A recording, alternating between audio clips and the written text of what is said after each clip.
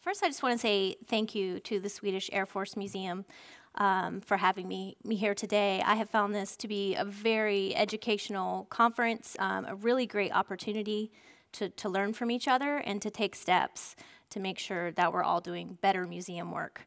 And I really feel like that's what a lot of us have been talking about today is just, and yesterday as well, is strategies to make good decisions with a small amount of resources. And I'm certainly going to talk about that some today. You know, we've been discussing outdoor collections, if you should have them, how you should care for them. But I'm really going to spend most of my time talking about US Airways Flight 1549, the Miracle on the Hudson, that's now inside our museum. Granted, it has been exposed to extreme elements and poses great preservation challenges after colliding with geese and safely landing in the Hudson River in 2009. But what I'm really going to be talking to you about is decision-making and an organization, my organization that has grown rapidly, has grown tumultuously, has been fragile, has been resilient, while taking on the task of preserving many important stories, and in particular, a very well-known story, the Miracle on the Hudson. So I'm going to share with you the path that my museum chose and that story, and how that decision to take one plane really forced a museum to grow quickly, increasing our attendance from 5,000 to 64,000. It changed our mission and helped us establish relevance in our community by connecting with people better with a relevant story that they could relate to, and forced us to become a more forward-thinking organization that ultimately doesn't want to put planes outside anymore, although we still do at this time. So just a little bit of the backstory of the Carolinas Aviation Museum. We were started in 1992 by a group of dedicated aviation enthusiasts who wanted to save vintage airplanes. CAM found its first home in the original hangar at the Charlotte Douglas International Airport. Our growth, it really can't be fully understood without talking about our closest partner, the airport.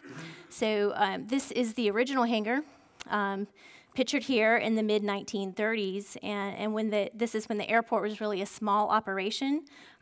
Charlotte, North Carolina was home to roughly 108,000 residents at the time.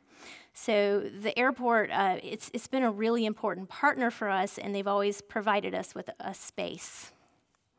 So if we fast forward to the 1990s, the original hangar was really being left behind as the airport grew very rapidly, and it was in great disrepair, as you can see here.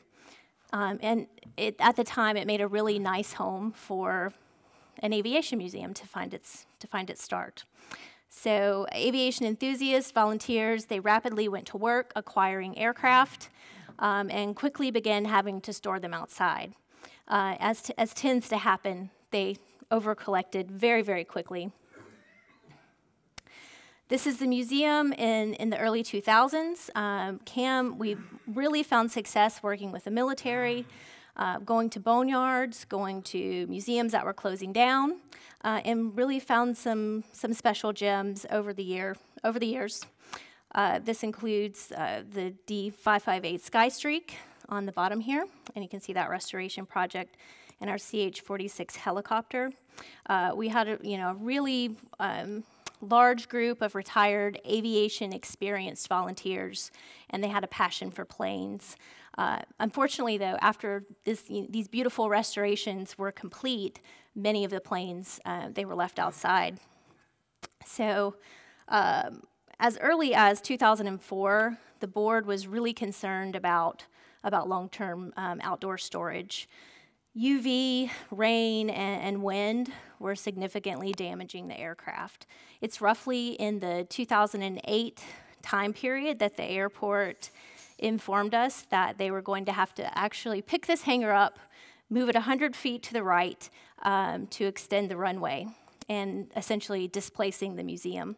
So this began years of back and forth discussions about where were we going to go? Where was our home? So in the spring of 2010, the airport ended up placing us in Wachovia Bank's former corporate jet hangar, which was 40,000 square foot, which was almost enough to fit all of our aircraft inside, and definitely a move up from the historic hangar where we were located. But really, this was considered a temporary home for the museum because eventually the airport wanted to start leasing out this corporate hangar again, and they wanted us to return back to this site. So the airport really, they saw the museum as a limited resource that was really for aviation enthusiasts, and they were really struggling with themselves as they were growing to continue, to justify continuing to support us. So if you fast forward, here is a picture of the Charlotte Douglas International Airport, and you can see that's the hangar where the museum is, and you can really see how it's dwarfed by all of this amazing growth that's going on in our city. So the airport today provides service to more than 150 destinations throughout the world and averages 700 daily departures. It's a 1.8 million square foot terminal building consisting of 5 concourses and 96 gates, and it's more than quadrupled in size since the 1980s. So you can see why we're in this sort of struggle with the airport to keep providing us space. And then we go, so it's 2009. We're struggling to prove to the airport that we need a permanent, larger home on airport property. Meanwhile, on January 15th, 2009, an Airbus A320 is traveling from New York's LaGuardia Airport to Charlotte, North Carolina, when it collides with a flock of geese, and some would say miraculously, safely lands in the Hudson River. All 155 people survive. And I'm going to play you just a little bit of the cockpit communication between the pilot and air traffic control. Cactus 1549, turn left heading 270. This is Cactus 1539. Hit birds through lost thrust on both engines, returning back towards LaGuardia. Okay, you need to return to LaGuardia. Turn left heading up 220. 220. Tower, stop your departures. Got emergency returning. It's 1529. He bird strike. He lost all engine. He lost the thrust in the engines. He's returning immediately. Cactus 1529. Which engines? He lost thrust in both engines. He said. Got it. Cactus 1529. We can get it for you. Do you want to try to land 1013? We're unable. We may end up in the Hudson. So they did end up in the Hudson. This became quickly an international story, and it sparked a year-long investigation and resulted in instant celebrity status for Captain Chesley Sullenberger Sully. But what does this mean for the plane? It's involved in a crash, emergency landing in a river. It sinks to the bottom of the river, and it's pulled out of the river by cranes 3 days later. I'm going to show you a time-lapsed video of that 3-day recovery. Just keep in mind that the left engine is not recovered at this time. It's recovered 8 days later.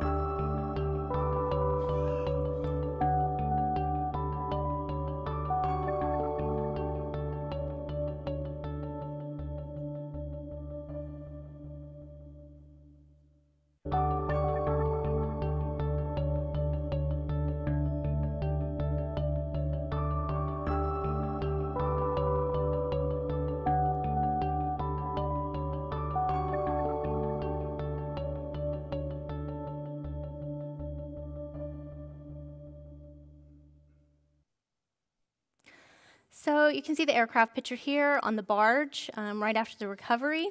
Here's some close-up images of what the aircraft looked like right after being pulled from the river. You can just kind of see the extent of damage, particularly note the engine, A little bit closer up picture of the engines, you can see that the left engine, again, was recovered later, 8 days, completely detached from the aircraft.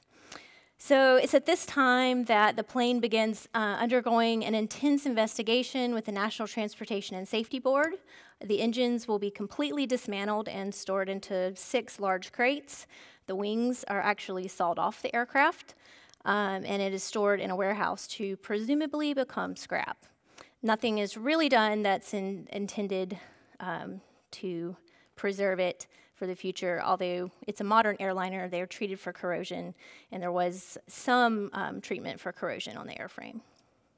So it's a couple of months after the incident, and a member of our board, who is an aviation accident lawyer, he starts to reach out to US Airways and inquire about, at this time, he's just saying, I believe it would be very nice to have some small piece that we could put on display, perhaps some photographs or some commentary, because he's noting that this is a Carolina story. A lot of the passengers were from Charlotte, working for Bank of America, and he thought that, you know, maybe we could get just a small piece to memorialize the event.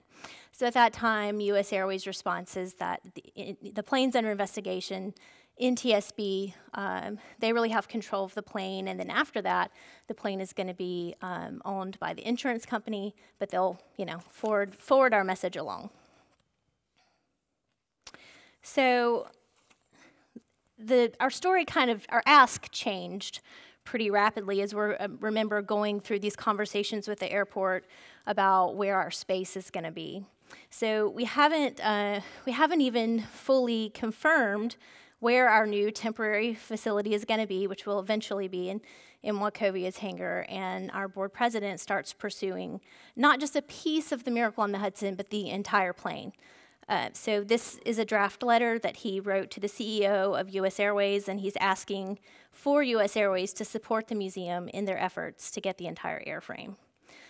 It's also at this time, you know, where we become pretty sure that we're going to have a space, that the board signs a contract with Freeman Ryan Design, who is an exhibit design company in Australia, and they specialize in aviation museums, to really help plan for not only the preservation of the aircraft, but an eventual display of the Miracle on the Hudson in Charlotte, and to help us garnish support from our community to do this project. So the partnership with Freeman Ryan Design is a very, very important one at this time. It really helps guide the proper preservation, making sure that we make less mistakes, and then the storytelling for this plane eventually in the exhibition. Because at this time, we have only had paid staff since 2009. And we do not have any museum professionals that work at the museum. I actually started working at the museum 1 month before the Miracle on the Hudson arrived. And that's why I wanted to work at the museum.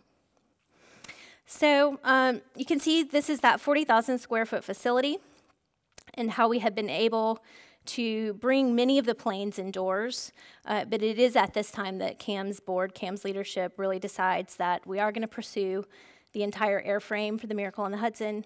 This does mean that some of these aircraft are going to have to go outside, but we're also hoping that it's eventually going to be able to secure us a permanent space, increase our relevancy in the community, and increase our relevancy as a partner to the airport. So finally, the airframe, the NTSB investigation ends, and the airframe actually goes on sale. We ended up being really the only museum or the only organization that was willing to take this project on. So the plane that was destined for Charlotte, we like to say it finally made its trip home, and we ended up paying $10 for the donation of the airframe. Also interesting to note that the engines were not included in the donation. They are on display at the museum. They are on a loan. The fuselage was treated to some level for corrosion. Again, the wings have been sawed off for the investigation, engines disassembled in crates, plane is in a warehouse, and the contents of the flight are still in the plane, all of them, except for this excludes passengers' items, which were all to the level they could be, recovered, and returned to the passengers. So it's really at this time that our relationship with Freeman Ryan Design and Freeman Ryan Design's relationship with all of these partners that we have to work with as a small organization to get this project done really becomes critical to the success of this being a museum project. So Freeman Ryan Design was really the museum voice at this time for us and guided the way in our work with trucking companies, US Airways, Airbus, Chartis, which was the insurance company, many sponsors, universities, conservators, etc. So Freeman Ryan Design, they developed a preservation plan and helped come up with a plan for moving the plane from New Jersey to North Carolina, which would end up being an 8-day journey. And they also went up to New Jersey along with the conservation team to do that initial cleaning of the plane to prep it. So these are some photographs of that trip to New Jersey, and just some of the things that we kept in mind as we were doing this conservation. The most important thing really was to stop and control the microbial activity and make the aircraft safe for us to be in and safe to be displayed in a museum. But also, we really wanted to keep the aircraft kind of just how we found it, because we were doing, it's a compromise of preserving the story and the historic integrity, but also making the plane safe and making sure that we're helping prevent further damage and sustaining it for a longer period of time. So we went through and we sealed many external openings, with the exception of the underside of the aircraft, which we still needed to fit onto the truck to transport it down. Did use 3 industrial dehumidifiers for 48 hours, HEPA vacuumings, 2 of those. Removed all of the loose items from the plane at that time, did a quick inventory of those and shipped those separately to the museum. Did a wet cleaning of the cockpit and the forward and aft galleys. Pretty much anything that was non-fabric, wiping that down. And then it had to do a separate cleaning of any fabric or textile materials as well. And here are some of those items that were pulled from the plane. You can still see the drink cans. They had to be drained. They still had liquid in them. There were waterlogged life vests that had to be drained out. But really another big thing that we were concerned about, other than just the air quality and the mold inside the aircraft, was the structural integrity as we were going to move it down, and how are we going to have it on display? Is it going to go back on its landing gear? These were all things that we were wrestling with at this time.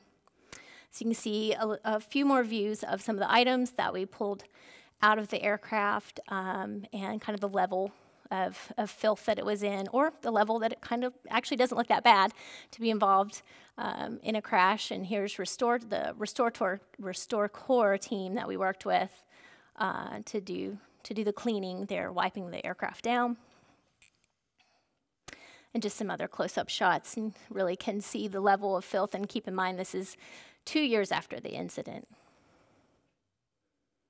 Some of the paper documents that we pulled from the aircraft, and some of the silt from the Hudson River as well. And this is all being done in February, prepping the plane for its journey to the museum. So another thing is that all of these artifacts start arriving at our museum, our tiny little museum that doesn't have very many staff. And it really shines the limelight on us, very spotlight, very public. We're thrust into it. You can see some of the items that arrived in containers, and this is the passengers from the aircraft. There's some of them pictured here. They arrive to see the things and help unload them, and also TV crews. So then we had to work to figure out how we were going to get this massive fuselage to our museum. Luckily, the J. Super and Son donated an estimated $500,000 to move this object for us. They're experts at moving large objects, but they worked really closely with Freeman Ryan Design to treat the plane as much as they could like an artifact. The biggest compromise that was made, I would say, a piece of the back of the fuselage structure we had to cut out to get it to fit on the truck safely for transport. And then it began its 8-day journey to the museum. Another, I would say, misstep, big misstep. Our board compromised with our sponsors and allowed for them to put their decals directly on the plane as it traveled down. Those were a lot of fun pulling off. You can see here the transport to the museum, and then I have a video as well to show that journey.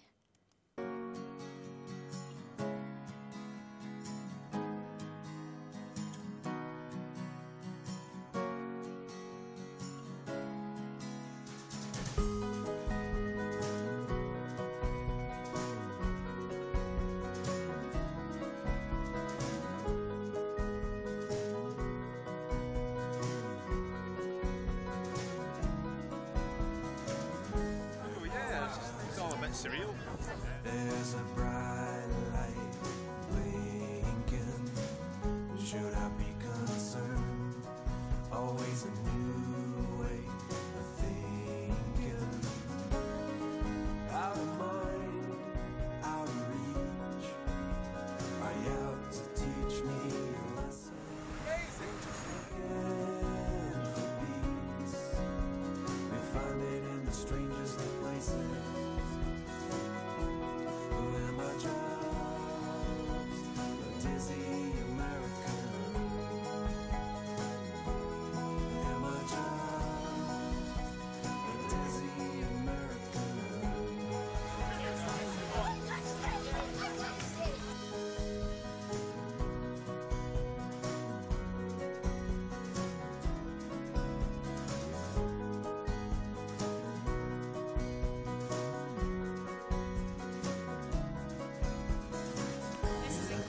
Couldn't even imagine it. Then these roads go nowhere. Now I'll wait my turn. Stand. Okay, so then the aircraft arrived at the museum. You know, we're in a large hangar. We opened up the doors. We pulled out nearly the entire collection, backed the fuselage in. And then it was stored in this apparatus until we could get it into the display stand that we built. I wouldn't want to walk under that, and did not. So there was a lot of planning and a lot of donated services from Airbus engineers and university students to figure out how to safely display the plane. And this was lots and lots of conversations, but basically it was decided primarily because the wings had been sawed off of the aircraft and that they were never going to be fully reattached, and also because the tail would be very close to hitting the ceiling of the hangar, that we would design a special stand, we would remove the landing gear, and display the aircraft in that. So UNCC students, they came up with the design under the direction of Airbus engineers. And these are the students here and their design, and a little bit more just on that design structure that they came up with. This is the aircraft placed into that stand, pictured here. Another view of that. We had to remove the landing gear piece and to put that into place. So then we went about the process, which was quite a long process. We ended up opening the redesigned exhibit in September of 2012. So through this whole time, we're working on reassembling the aircraft. You can see we've pulled the collection back in, and then each time, like when we have to bring the wings in, then we're having to pull everything out and close the museum down. So it's quite a long process. This is the process of getting the horizontal stabilizer back on. Again, this is a lot of support from US Airways, which is now American Airlines, Airbus, a very good volunteer group of professionals helping us figure this out. Getting into the stand, you can see that pictured here. And then this kind of just gives you an image of how close that tail is to the top of the hangar ceiling. And this is before the wings, obviously, were put back on. You can see the landing gear. The wings arrived in September, and the landing gear being removed. Again, this is US Airways supporting that project, also a lot of trucking companies and wrecker companies. So it's always a struggle to get them to try to treat it as an artifact. And then this is the wing reattachment. See sort of the level of damage on some of the wings, on the wing. And that process there. And then this is the our gallery in 2010, or our hangar in 2010, and then more of a gallery in 2012. Cam worked closely with Freeman Ryan Design, not only to get the plane and to get it into the museum on display, but to redesign our mission. We wanted to appeal to a broader audience and have more of an impact in our community. The Miracle on the Hudson really became a model for how we would tell the stories of the people and aviation safety systems behind the planes. So the planes have really become more of a backdrop in our museum, and it's really the stories of people that matter. And I believe that this is why that we have been able to push our attendance from 5,000 to 64,000. Of course, the preservation work, it's never done. It was not done. In the midst of getting this large exhibit open, an Airbus engineer was very adamant that we go back into the plane and rip out all the carpet, basically strip the interior to protect from future mold. So again, US Airways, they donated services, and they did air quality testing for us inside the plane. So Airbus and US Airways, they work with aircraft that are in operation every day, and they don't work with artifacts, so we really, at this time, needed a conservator's opinion again. So we are a Smithsonian affiliate, and we reached out to the Smithsonian. The project was of interest to them, so they sent Malcolm Cullum from the National Air and Space Museum, one of their conservators, the chief conservator, to consult. He was very interested in the project. Kind of easy to get people to help you with a plane like this. He inspected the interior of the aircraft. He also reviewed the results sent to him by US Airways of the air quality of the aircraft. So US Airways, they had found, obviously, that there were some issues with the air quality inside the plane. And Malcolm said, "I think giving it another vacuum is a good idea, since you'll be removing more of the loose mold residues, which are prone to become airborne. Maintaining the low humidity ensures that you won't have any new growth, so this should significantly reduce your counts. Your goal is to take steps to reduce the hazard. The way it is now, spending 15 minutes inside the aircraft is equivalent to spending 1 hour in the hangar. So I don't see the need to perform a major cleaning and abatement procedure." However, Malcolm was more concerned about monitoring corrosion, and we do continue to monitor the plane for corrosion changes. As of now, there really have not been many that are visible. So while corrosion of the aircraft itself has really not progressed, the engines, they're definitely another story. They arrived in June of 2012, a year after the plane. The engines are on loan to the museum. They're not part of the donation. They were never treated for corrosion in any way. They were actually never even rinsed off. So they arrived in 6 crates, and they were reassembled again by US Airways, later to become American Airlines volunteers. So you can see them opening up the crates. This is actually one of the nicer crates. Looks a little more organized than some of the others. And then they started that reassembly process. They worked really hard to make sure that they were only using something that wasn't accurate or wasn't original to the engines if it was helping hold up the structural integrity of it. So everything visible that you see on display is actually from the original engines. And this is the right engine making its journey back to the exhibit space or into the exhibit space and putting it on display there. And then the left engine, which has significantly more damage. And then you can see some of the corrosion that we're dealing with on the cowlings. So in 2016, we underwent a collections assessment, again with Freeman Ryan Design. One of the top recommendations was to treat the corrosion on the 1549 engines. So both engines show advanced pitting corrosion on the cowlings due to saltwater exposure. If untreated in a few years, these will definitely be pitting holes. So we're working now to raise funds to do an analysis of the corrosion to figure out what we're really dealing with. And the analysis alone is $11,000. And then we'll need a plan to be developed and implemented.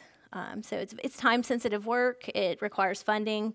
And meanwhile, the corrosion continues, and it's hard to tell really how fast it's happening. It doesn't seem like it's happening quickly now, that most of the damage was done in the beginning, but it's kind of hard to tell. And this is just a timeline of some of those pieces that I talked about and getting the plane back together. So that is really where we are to date on the story of the Miracle on the Hudson. And while this plane has definitely increased our relevance in our community, it's increased our support from the airport, we're definitely still grappling with many collections issues, especially with the outdoor collection. Just another example. A great example is the Lockheed EC-130E Hercules. C-130 is a very, very important North Carolina story, especially since our North Carolina Air National Guard is located right beside the museum. And our C-130, this particular C-130 was actually used in the Iran hostage crisis rescue attempt in 1980 called Operation Eagle Claw. So on November 4th, 1979, as many as 3,000 militant students stormed the U.S. Embassy in Iran, taking 63 Americans hostage. President Carter at the time became very frustrated with the slow pace of diplomacy and decided to launch a risky military rescue mission known as Operation Eagle Claw. Operation was supposed to send an elite rescue team into the embassy compound. However, a severe desert sandstorm on the day of the mission caused several of the helicopters to malfunction. One veered into a C-130 during takeoff. 8 American servicemen were killed, and Operation Eagle Claw was aborted. And our C-130 barely made it out of the desert, hitting a sand berm and struggling to take flight, but it did make it out and actually continued to serve in many other missions until it was retired in 2013. It was at that time that the flying crew chief, he worked very hard. They could not find a home for it. No one wanted to save it. It was going to be scrapped. So we ended up taking it. It was kind of understood.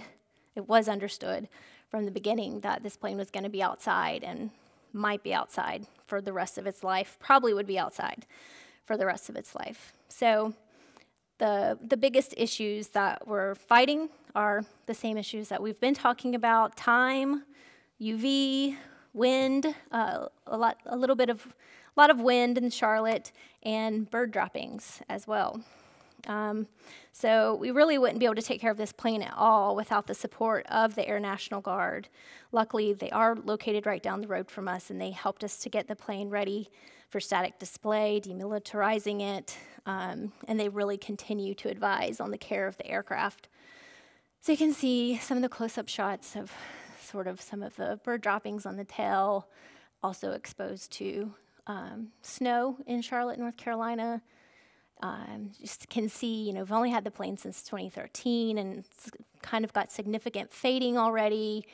And then wind. We've been fighting the wind on the rudder. Actually, the gust lock was broken. Had to bring the Air Guard in to help us fix that. This is actually a temporary gust lock, which we did not know that.